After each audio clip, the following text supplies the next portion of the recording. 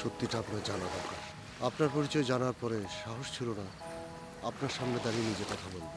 এমন একজনকে নিজের ভেবে বসলাম যে আমাকে নিজের সবচেয়ে বড় শত্রু। আপনি আমার বোনকে খুন করেছেন। আপনারও সে জানবে। আপনি পালাতে চেয়েছিলেন বলে আমি গুলি চালিয়েছি। তুমি পাগলামি করছো। আমি আমি আমি আমি আমি আমি বেঁচে না থাকলে তোমরা কেউ কিচ্ছু পাবে না। না হয় নাই পেলাম, যেমনটা ছিল নয়নতারার জীবন না হয় তেমনই রয়ে গেল। আমি আমার অংশের শেয়ার বিক্রি করছি না, আমি আপনাকে দিয়ে যাচ্ছি। আমি পেপার সেট করব।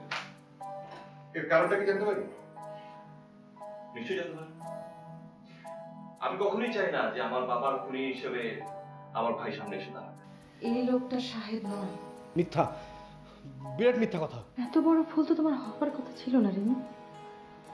যাকে তুমি এত ভালোবাসো তার চেহারাটা ভুলে গেলে।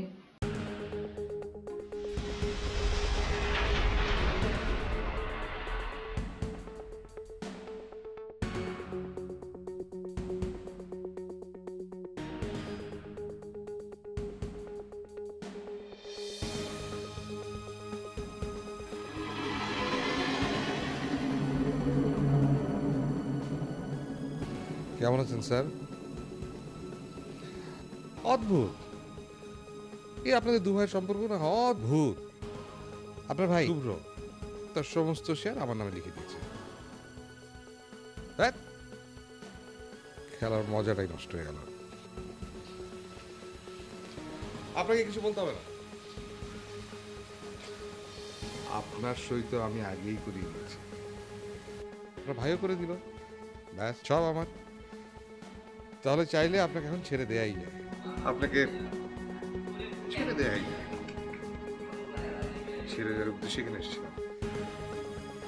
স্যার কি একটা পুরোনো হিসাব রয়ে গেছে, মনে আছে? ওই যে রুম থেকে ধাক্কা দিয়ে আমাকে বের করে দিয়েছিলেন, ছোট্ট একটা হিসাব।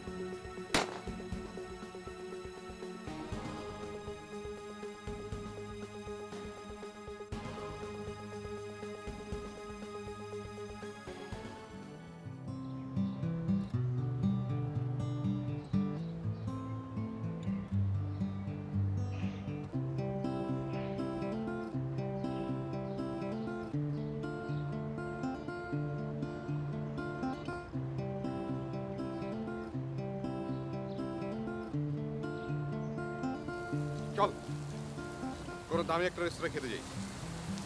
তোমার কথাই ভাবছিলাম। দিনের কোন কোন সময়টা তুই আমার কথা ভাবিস সেটা আমি খুব ভালো করে জানি।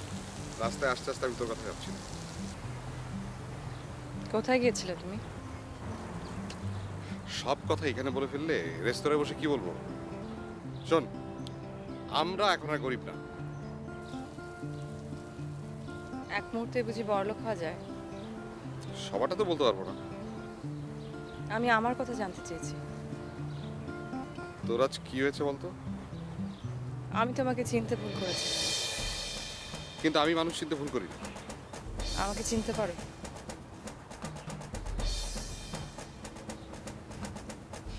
আমি নিজেই নিজেকে চিনতে পারি না। আমি কি তোমাকে ভালোবাসি? প্রশ্নটা আমি নিজেই নিজেকে করছি।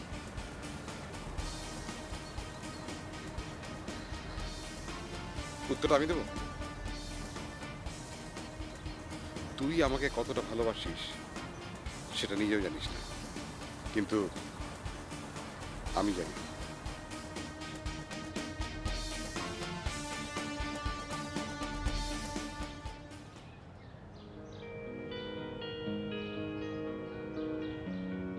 আজ আমি সব বাধা থেকে মুক্ত।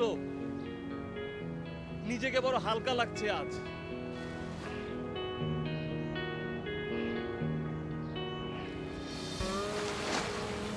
শুধু শুধু এই একটি জায়গায় আমি আটকে আছি। চাইলে আমিও তোমাকে মুক্ত করে দিতে পারি। চাই না বললে ভুল হবে, কিন্তু মাঝে মাঝে নিজের সাথে নিজেই পেরে উঠি।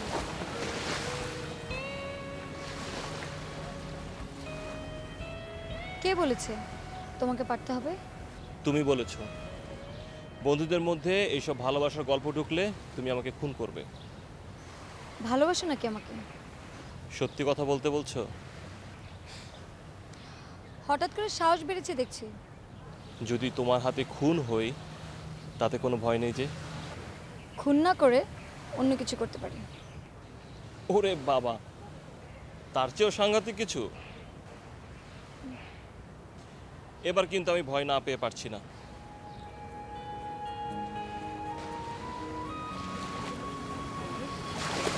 ভয় পাওয়ার মতোই বিষয়,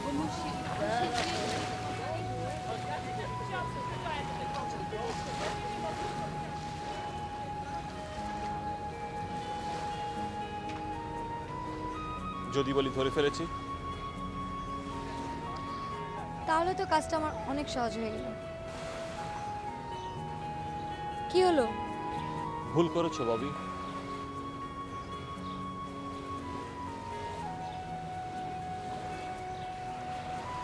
কেউ যদি জেনে শুনে ভুল করতে চায়,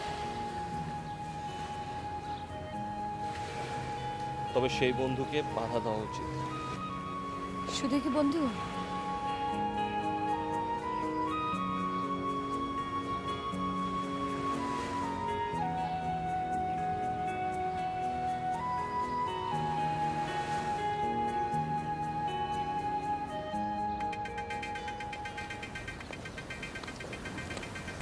বললে না তুমি?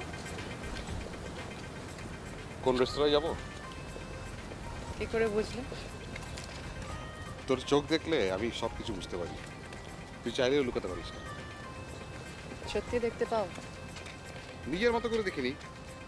এখন যেমন ভেবেছিলাম যে আমি বললেই তুই আমার সাথে যেতে রাজি। কোথায় যেতে চাও? রেস্তোরাঁ? কেন, তুই কি দেশে যাওয়ার কথা ভাবছিলি? ভালো করেই জানো, তুমি বললে যে কোনো জায়গায় যেতে আমি রাজি।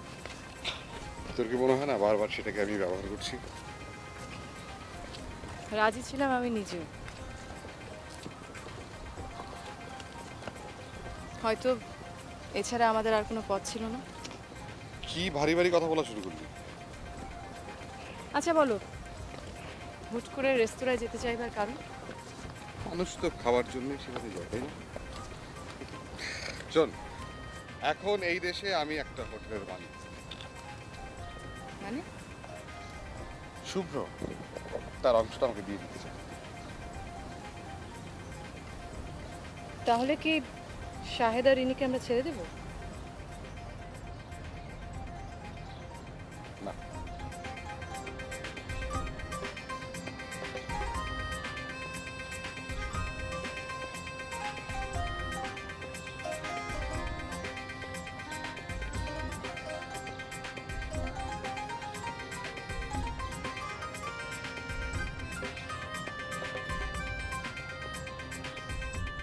রিনি, রিনি তুমি একবার এসে আমাকে দেখো।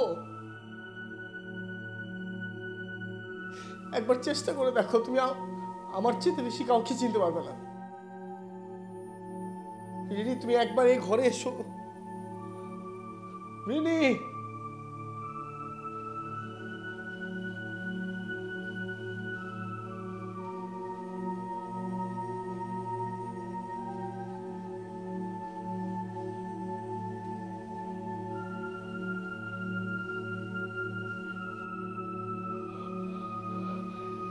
আমি জানতাম আমার ডাক শুনে তুমি আসবে।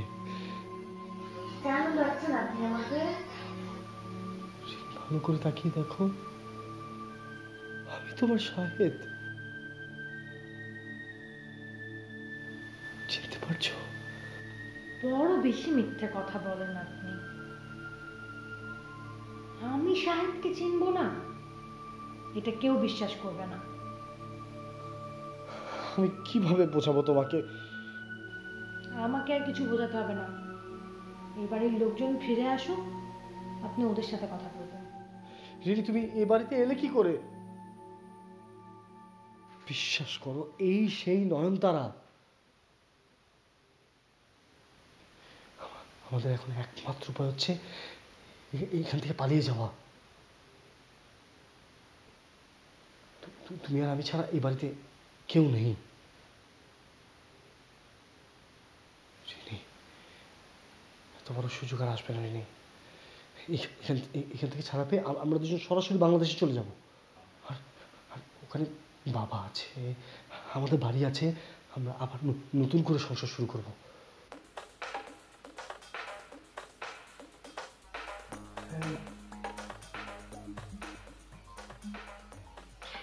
বেশ মজার, কিন্তু এখন আমার খেলতে ইচ্ছে করছে না।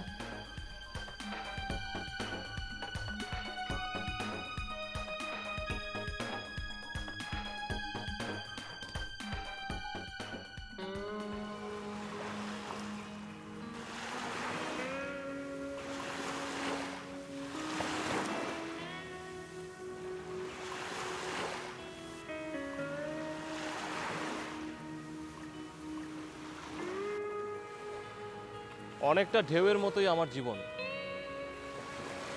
বড় কাছে এসে ছুঁয়ে যায় কিন্তু স্থায়ী থাকে না কখনো। মাঝে মাঝে এদেরকেও প্রবল করে ধরে রাখা যায় সারা জীবন। সেটা তো আসল নয়। তোমাকে এতটা নেগেটিভ ভাবতে আমি রাজি না। এই জীবনের দেখা সবচেয়ে পজিটিভ লোকটা হলো তুমি। আমি নিজেও তাই ভাবতাম ববি। তাহলে হঠাৎ করে কি হলো তোমার?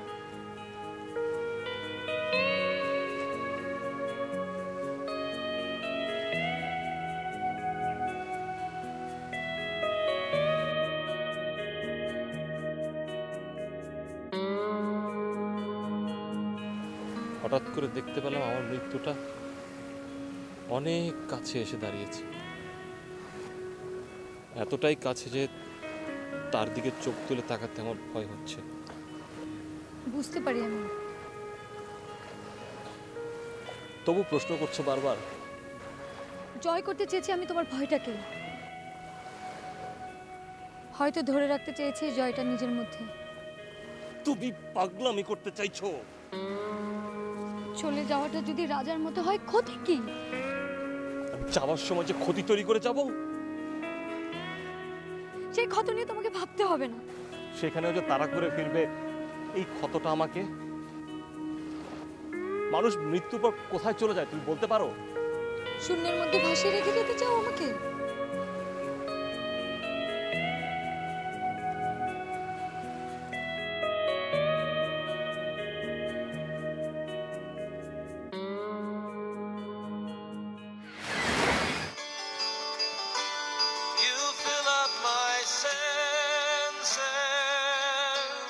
Like a night in the forest, like the mountains in springtime, like a walk in the rain, like a storm in the desert, like a sleepy blue ocean. You fill up my senses, come fill me again. Come, let me love you, let me give my life to you, let me drown in your laughter, let me die in your arms, let me lay down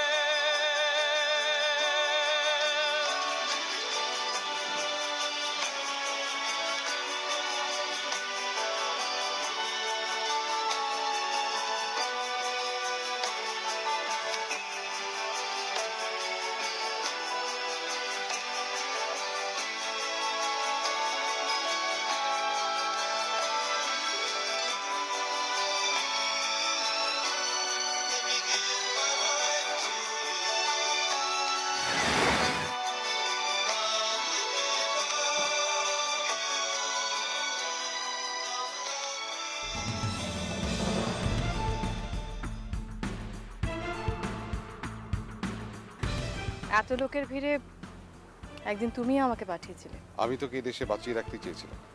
আর কোনো পথ ছিল না আতাউর? আরো কত মেয়ে তো বেঁচে আছে এই শহরে, আমার জীবন ছাড়াও। হাসছো কেন তুমি? তুমি যে হাসছো, তোমার এই পাগলামি দেখে। শেষ পর্যন্ত তুমি হেরে গেলে। মানে এখানে হার জিত আসছে কোত্থেকে? তুমি এখন শুধু আমার সারা জীবনের জন্য। মৃত্যুর পরেও তাই বুঝি? মৃত্যুর পর নিশ্চয়ই তোমাকে কেউ বিয়ে করতে পারবে না। আমি এখন সব বুঝতে পেরেছি। বুঝতে পেরেছো তো? এটা একটা খেলা, তাই না? ওরা তোমাকে আটকে রাখবে আর তুমি পালাবার চেষ্টা করবে।